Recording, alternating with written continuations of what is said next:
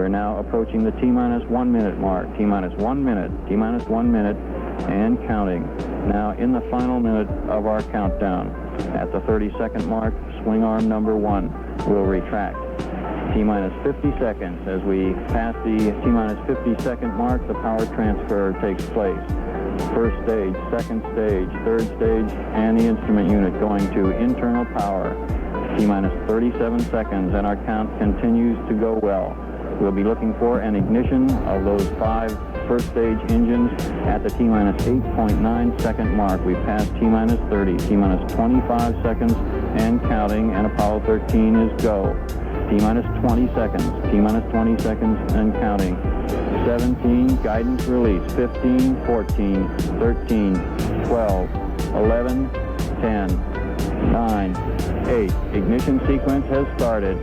6, 5, 4, 3, 2, 1, 0. We have commit and we have liftoff at 2:13. The Saturn V building up to 7.6 million pounds of thrust, and it has cleared the tower. This is Mission Control Houston. We appear to have a good first stage at this point.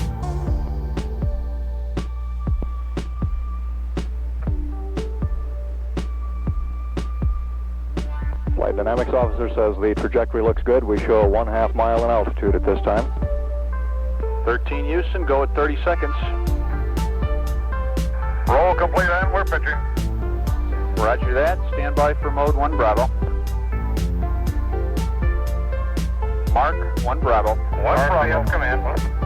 Altitude 1.2 miles, velocity 1,500 feet per second.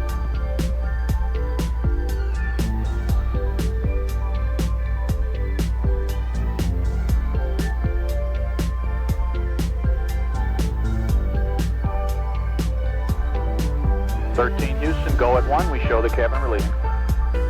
13, roger.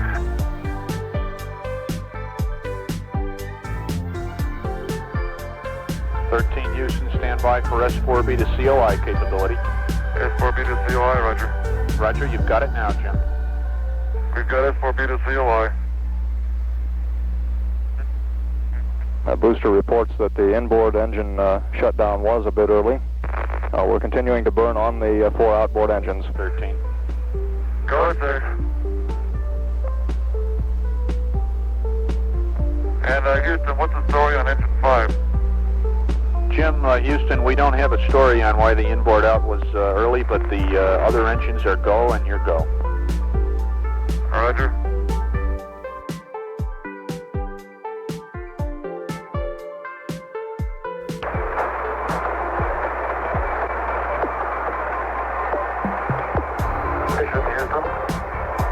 Copy that, Jim. Good deal. Copy that, Jim. Good deal.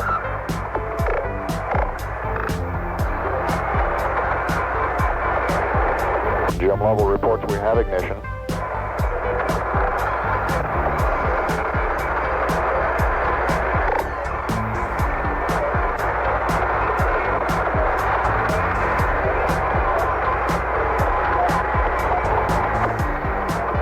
Levels report would indicate we had very close to on-time ignition. The total burn duration should be about 5 minutes, 47 seconds.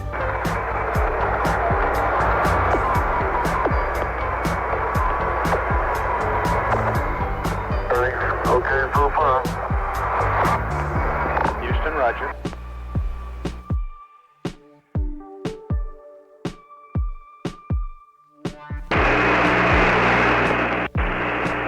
We're hard docked at Houston. Roger, understand hard dock. Good deal.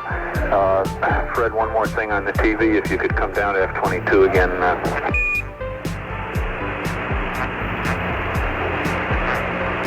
Okay, you got F-22 again.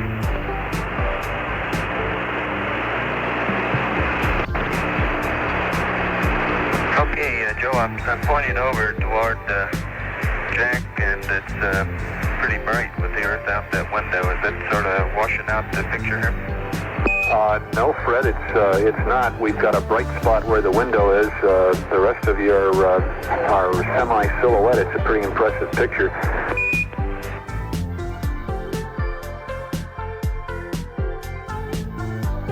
We're about ready to pull the limb out, Joe.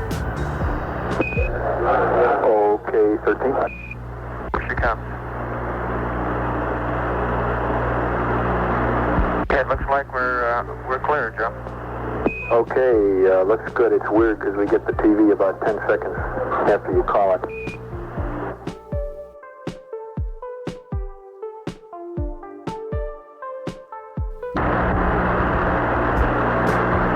Okay, Houston, we have the S4B in sight. You go to maneuver the S4B.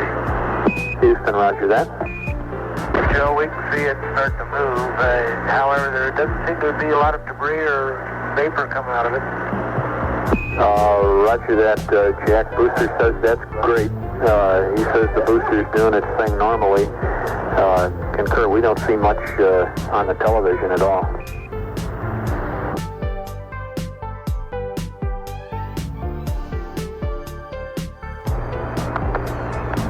Okay, 13, we got Fredo on TV.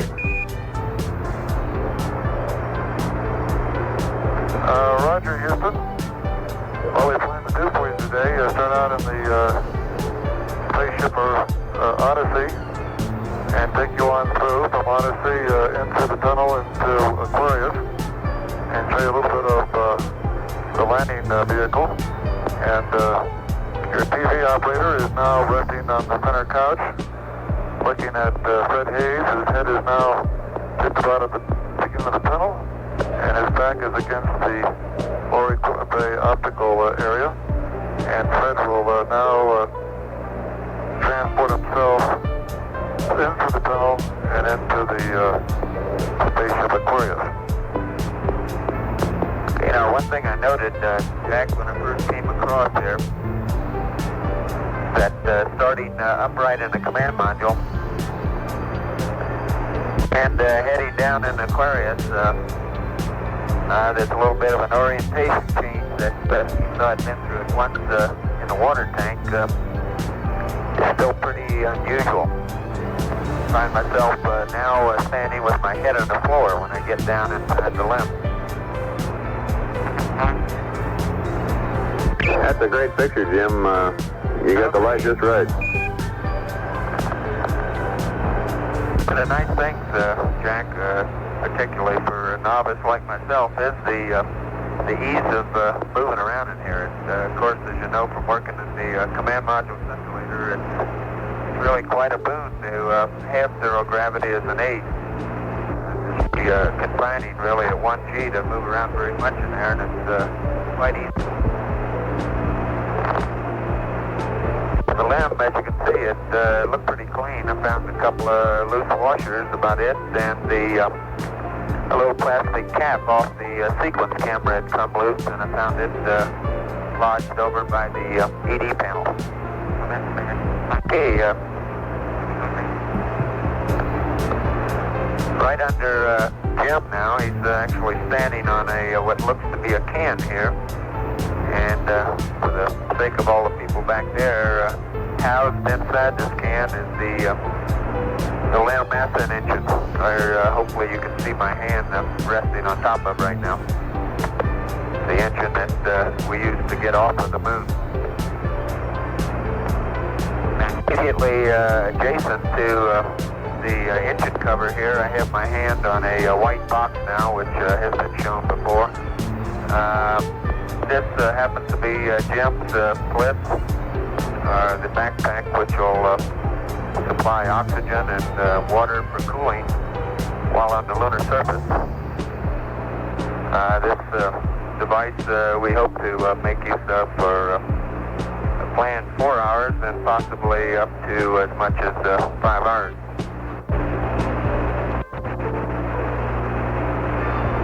Okay, Houston, for the benefit of the television viewers, we've just about completed our little inspection of Aquarius, and now we're proceeding through the hatch again and through the tunnel and going back down the Odyssey.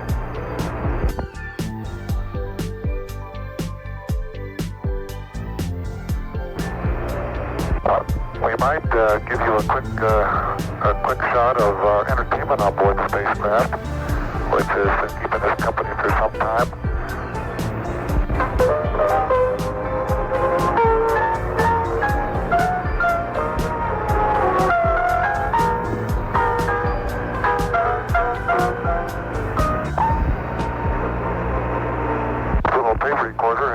a big benefit. Has been a big benefit to us in passing through the time away in our transit out to the moon. And it's rather odd to see it floating like this in Odyssey while it's playing the themes of 2001. Of course, the tapes would be complete without Aquarius. Okay, Jim, we're seeing a tape recorder now, and just by the way, how long do you expect to keep the TV on this evening? Whenever you stand by one. Yeah, I got him with the Kevin reprints valve in there, Jack. Every time he does that, our hearts come in our mouth. And Jack, anytime you want to terminate TV, we're all good to go.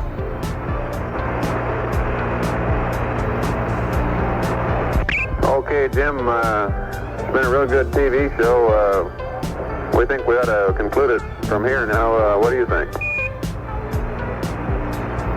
Roger, sounds good, and this is the crew of Apollo 13. Wishing everybody there a nice evening, and we're just about ready to close out our inspection of Aquarius and get back to a pleasant evening at Odyssey. Good night. Thank you, 13.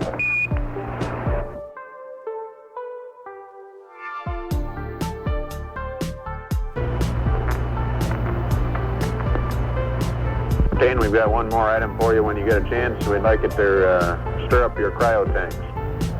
In addition, I have a shaft and trunnion Okay. for a look at the Comet Bennett if you need it. Stand by.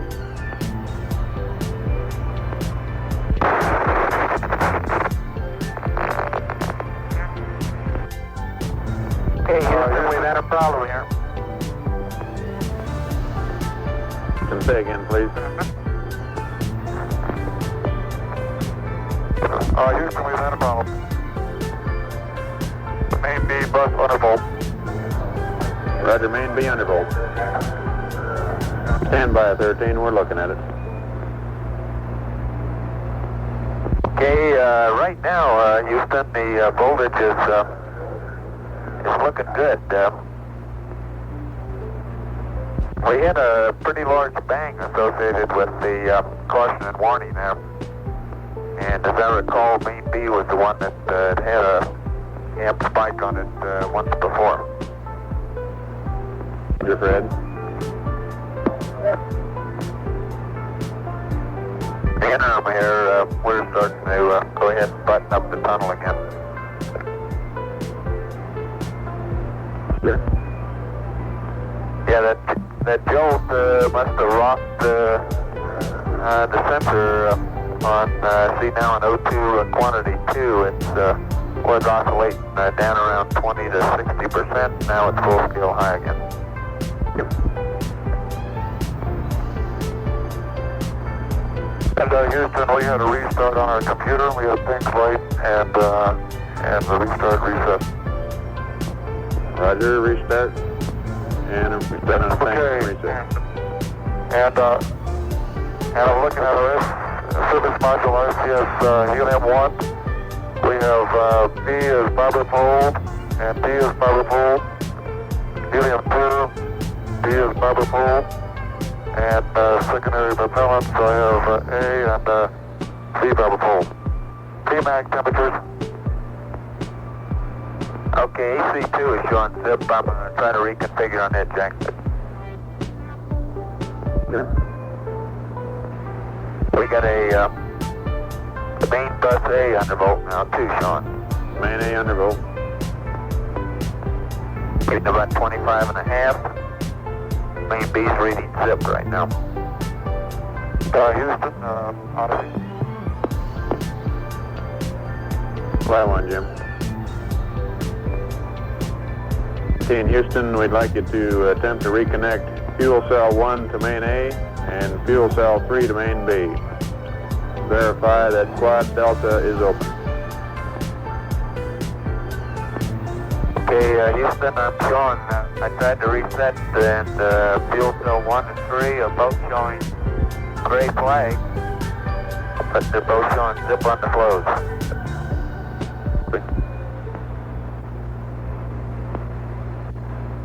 Okay, Houston, are you still reading 13?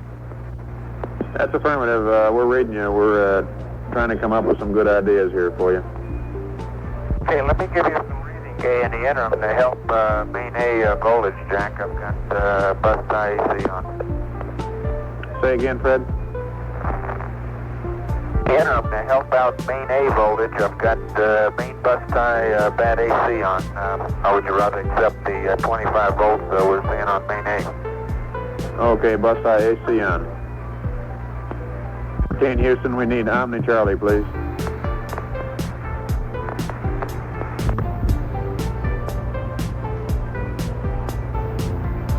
Okay, in Houston, we'd like you to verify a couple readings for us. We'd like the nitrogen pressure on fuel cell 1. We need the oxygen pressure on fuel cell 2. Okay, nitrogen on 1 and oxygen on 2, is that correct? Negative, oxygen on 3. Okay. Okay, system test 1A. Says zip.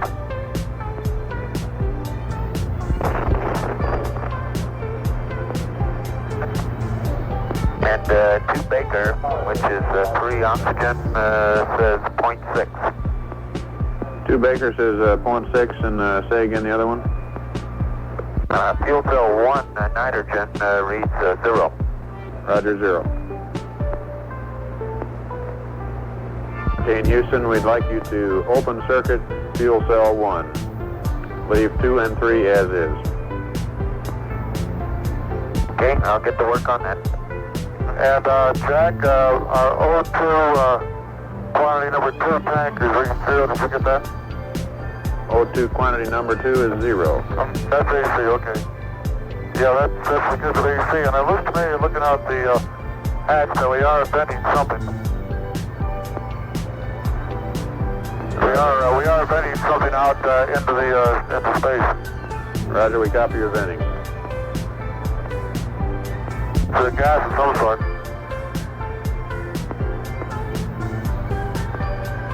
Okay, fuel cell 1, you just wanted off the line now, Jack, is that right? We just wanted you to open circuit fuel cell right? 1. She's off the line. Well, Control, Houston. This rapid exchange of conversation you've heard, the main B bus is off the line. Fuel cells 1 and 3 also off the line. Fuel cell 2 is presently on the line. We now show 13 at an altitude of 178,643 nautical miles. 56 hours, 12 minutes into the flight. Okay, in Houston, we see you getting close to gimbal lock there. We'd like you to bring up all quad C's on main A, quad C1, C2, C3, C4 on main A, and also bring B3 and B4 up on main A. Okay, in Houston, you read? Yeah, we got it. Over. Okay, can you tell us anything about the venting, Okay. where it's coming from, what window you see it at? Coming out of window 1 right now, Jack. And could you give me the thrusters again? Okay, the thrusters. What buttons? We'd like, on main A, we'd like Charlie 1, 2, 3, and 4. Also Bravo 3 and 4 on main A. Okay, got it. Reference there is to the reaction control system thrusters. We're at 56 hours, 14 minutes now into the flight. 13, we need Omni Bravo. Omni Bravo. Okay, 13, this is Houston. We'd like you to go to your GNC checklist, the pink pages 1-5, to power down until we get a delta of 10 amps. Over. All right. Roger. Well, Control, Houston. That last report from Lausma asked the 13 crew to reduce electrical load on the spacecraft. Stereo, not the big page, it's the 1-5. Okay, we'd like you to go down that power down procedure until you get a delta of 10 amps, over. Roger, stage. Okay.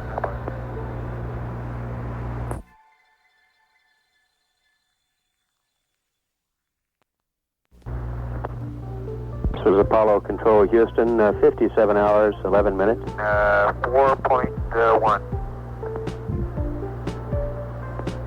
We now show an altitude of 180,521 nautical miles. Here in Mission Control, we're now looking towards an alternate mission, swinging around the moon and using the lunar module power systems because of the situation that has developed here this evening. We now show a velocity of 3,210 feet per second. This is Apollo Control Houston. And we have a procedure for getting power from the LEM. We'd like you to copy down. Okay. Stand by, Jack. That sounds like good news. Okay, Jack, about how long is it? It's not a very long procedure, Fred. We figure we've got about 15 minutes worth of power left in the command module, so we want you to start getting over in the LEM and getting some power on that. And you ready to copy your procedure?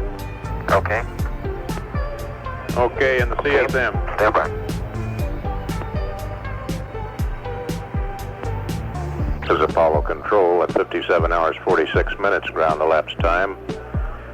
The black team of flight controllers is now on station in Mission Control Center looking at possible alternate missions as we have an apparent serious oxygen leak in the cryogenic oxygen in the service module. And now in the process of powering down the command module, less than 15 minutes remaining of electrical power to the CSM. The command module surge tank has been charged with oxygen for entry.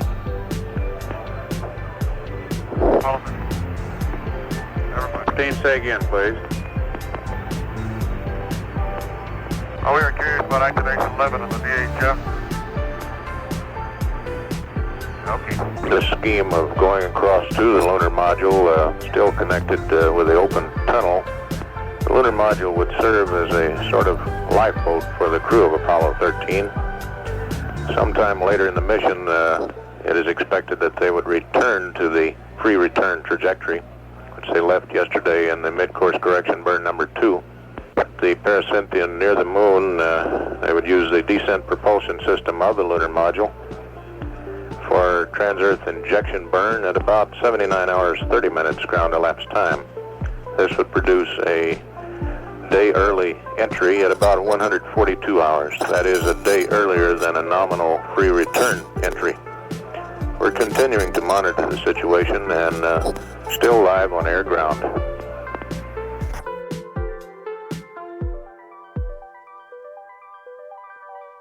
Jack, Aquarius, what kind of return time does this maneuver give us? Put you back in the water at 133 hours.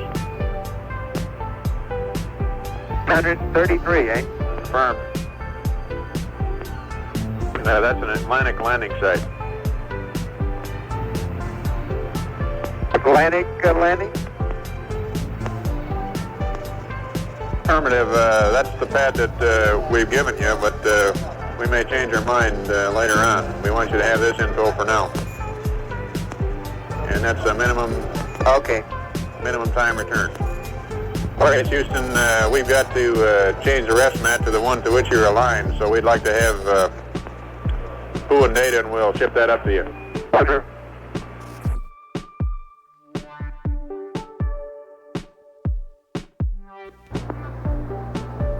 Master arms on, 1 minute.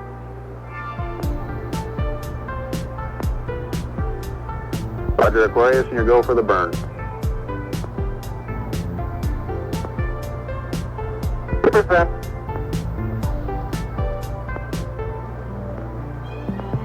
Okay, Aquarius, you're looking good.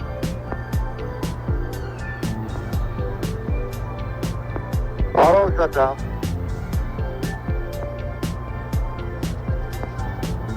You're looking at 1685 now, Jack. Okay, you're go on the residuals, proceed.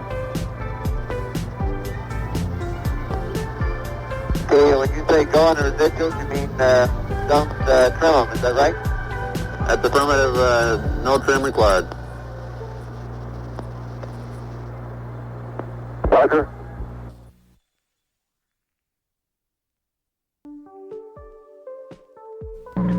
Apollo 13 now at a distance of 5,349 nautical miles away from the moon. Velocity now reading 4,564 feet per second relative to the moon. Less than 2 minutes away now from scheduled time of ignition. Velocity reading 4,560 feet per second, nautical miles. 1 minute away now from scheduled time of ignition. Apollo 13 now 5,426 nautical miles out from the moon, traveling at a speed of 4,550 seconds. 30 seconds away. I'm standing by.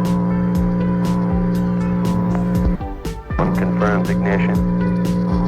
We're burning 40%. Houston 6.2 looks good at this point. Roger. Houston, you're looking good.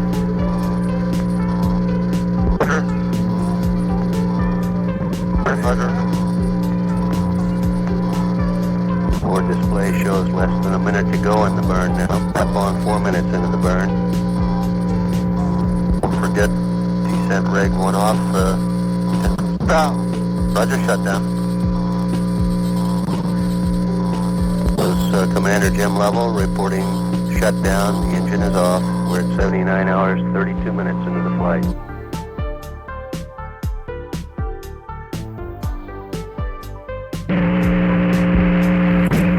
Roger, understand SMJet 13812. It's not that time critical, Jim. Can we do it at any time, Joe? I think so, but let me check. Yes, Houston, that's affirmative. You can jettison the service module when you're ready. No big rush, but anytime. Okay, sounds good.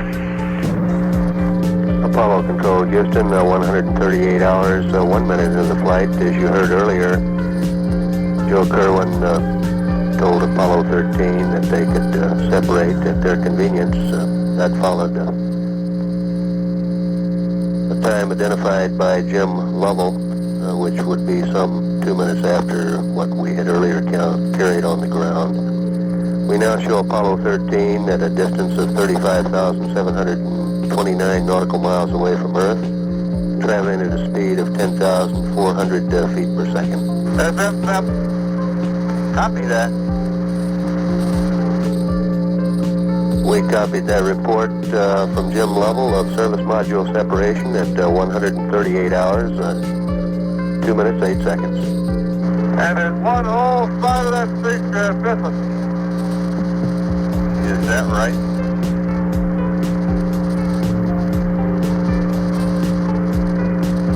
Right by the, look out there, please. Right by the high gate antenna, the whole panel is blown out, almost from the base to the engine. Copy that.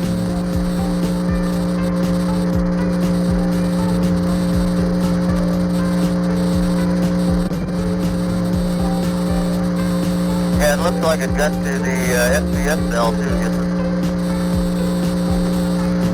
I can dig the SPS engine cell, huh? Wait, look. That's just dark brown streak. It's really a mess.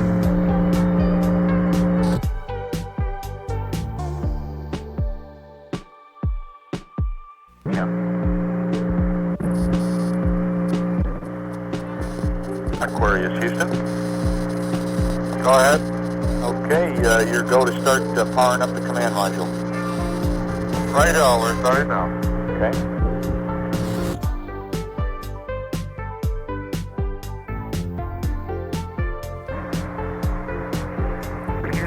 we'll punch off at 141 plus 30. Okay, Jack, we copy and we confirm. Well, Jack Schweigert indicating that they plan to jettison the lunar module in about 3 minutes from this time. Odyssey Houston, we can give you a go if you'll put the logic on momentarily, please. Okay, the 6 logic is on. Okay, just copied that, and you are go for fire alarm. Real fire.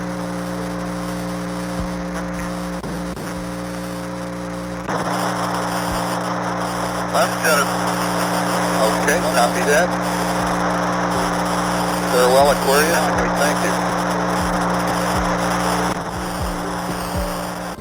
This is Apollo Control Houston at 141 hours, 31 minutes into the flight. We've had lunar module jettison. Apollo 13, the age of Aquarius ended at 141 hours, 30 minutes, ground elapsed time.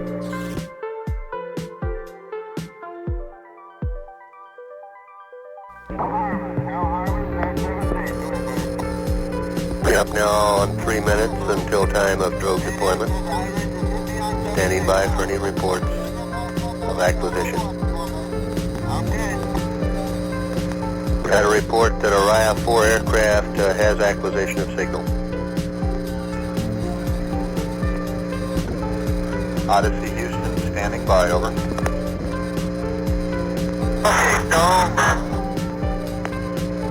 Okay, Okay, we read you, Jack.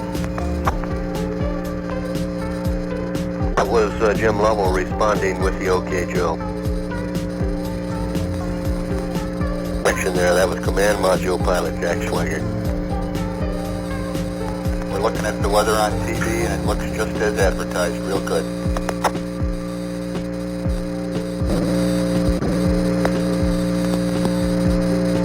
Less than 2 minutes now from time of drogue deployment.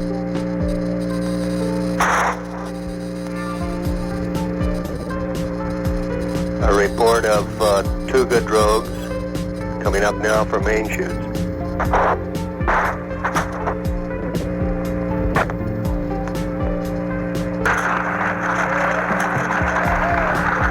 Odyssey Houston, we show you on the mains. It really looks great. An extremely loud applause here in Mission Control. Visual, very good. An extremely loud applause as Apollo 13 on main shoots comes through loud and clear on the television display here. Roger.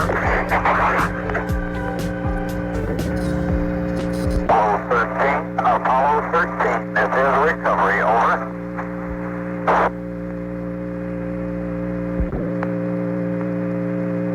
We have a report from the Iwo Jima that Apollo 13 at a distance of 4 miles from the ship.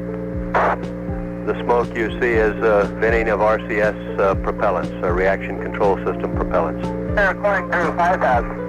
Roger, Apollo 13, this is recovery, and your shoots look good.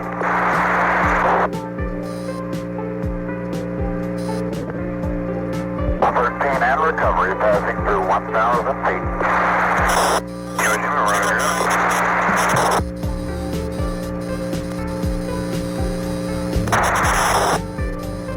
Through 500 feet. OM1 on station. Is on station. Photo 1's on station. Photo 1 observes flight down at this time. On take-up parity. Roger. Another cheer in the control room as we head splashdown.